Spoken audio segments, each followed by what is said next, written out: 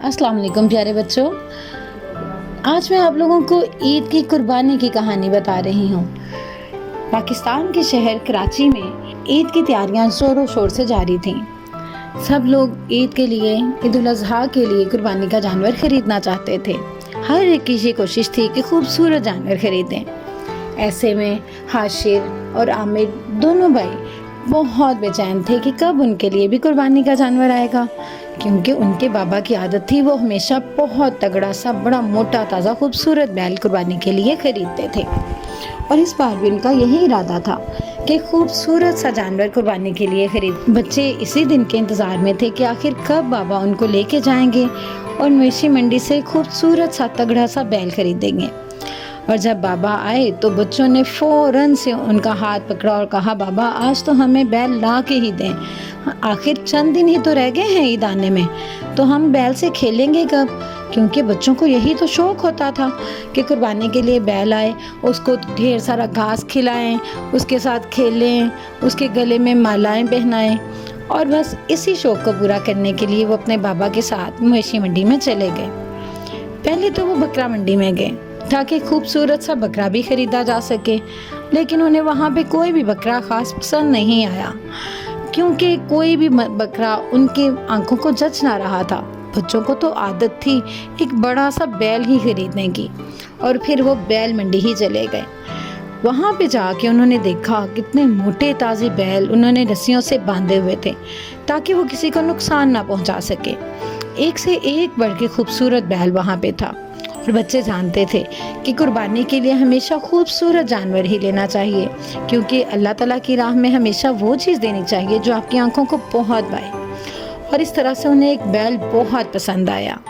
वो बैल white colour का था, लेकिन उसके ऊपर ब्लैक कलर के निशान थे और वो बहुत ही खूबसूरत था। यूँ कह लें कि पूरी मवेशी मंडी में वो सबसे अलग ही दिखता था। तो हाशिर के पापा फ़ौरन बोले कि ये है हमारा कुर्बानी का बादशाह, हम इसकी ही कुर्बानी करेंगे।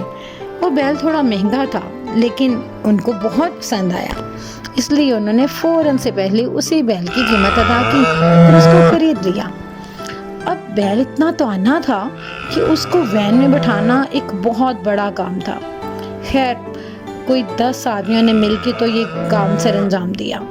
उसमें भी बैल आपे से बाहर होता लग रहा था। खैर बड़ी ही मुश्किल से बैल को गाड़ी में बिठाया गया। जब वैन में बैल बैठ गया और गाड़ी चल पड़ी तो पूरे रास्ते में भी ऐसे ही धड़ाम धड़ाम की आवाज़ें आ रही थीं जैसे बैल उछल रहा हो। वैन का मालिक तो बहुत घबरा गया था। वो पहले ही कह रहा था कि अगर थोड़ी देर बैल ऐसे ही उछलता रहा तो यकीनन वैन का बैलेंस खराब हो जाएगा और वैन उलट जाएगी। थोड़ा सा आगे चल के तो बैल ने ज़्यादा उछलना शुरू किया और ऐसे लगा जैसे वैन उसके कदमों के नीचे कोई खिलौना हो। तमाम लोगों ने मिलकर उसको रोका और बड़ी ही मुश्किल से काबू करने की कोशिश की।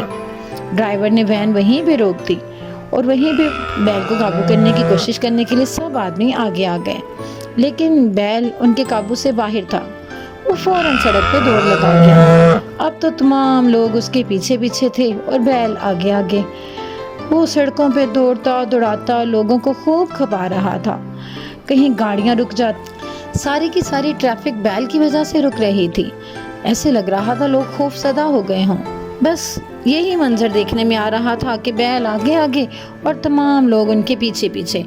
यहाँ तक कि हाशिर और आमिर भी सड़कों पे पीछे पीछे दौड़ लगा रहे थे, लेकिन चूंकि वो बच्चे थे इसलिए वो सबसे आखिर में रह गए थे। सब लोग दौड़ते दौड़ते बैल के पीछे जा रहे थे और बैल साहब थे कि किसी को लिफ्ट ही नहीं करवा रहे थे। बस वो तो अपनी मस्ती में भाग रहे थे। और चलते चलते वो एक फ्योनी वाले की दुकान पे चढ़ गया। बस जैसे आज तो वो अपनी मांगें पूरी करवा के ही नीचे उतरेगा। तमाम लोग नीचे खड़े और बैल साहब ऊपर उछल रहे हैं कि भाई मेरी बातें मानोगे तो मैं नीचे आऊँगा। आखिर किसी बात पे उनके मुज़ाकरात तय आ गए और बैल साहब ने नीचे तशरीफ़ ले आए। खैर अच्छा खासा ही नुकसान हो गया था बेचारे दुकानदार का। इतनी फ्योनियाँ सड़क पे बिखर चुकी थी, इतना सारा उसका सामान, बहुत सारा सामान उसका नुकसान हो चुका था। हाशिर के बाबा ने उस दुकान वाले को काफ़ी सारी रकम अदा की, उसकी भी ईद ख़राब ना हो, उसका कोई नुकसान ना हो। اور اس طرح سے رقم ادا کرنے کے بعد بڑی ہی مشکل سے بیل کو قابو کر کے وہ کر لیا ہے، اور اس طرح سے بچوں کو بہت ہی بہادر قسم کا اور جاندار قسم کا بیل ملا۔ لیکن بچوں، یہ تو ابھی بیل گھر پہ آیا ہے، جس دن اس کی قربانی ہوگی آخر وہ کیا سین ہوگا؟ دیکھتے ہیں اس کی نیکسٹ ایپیسوڈ میں۔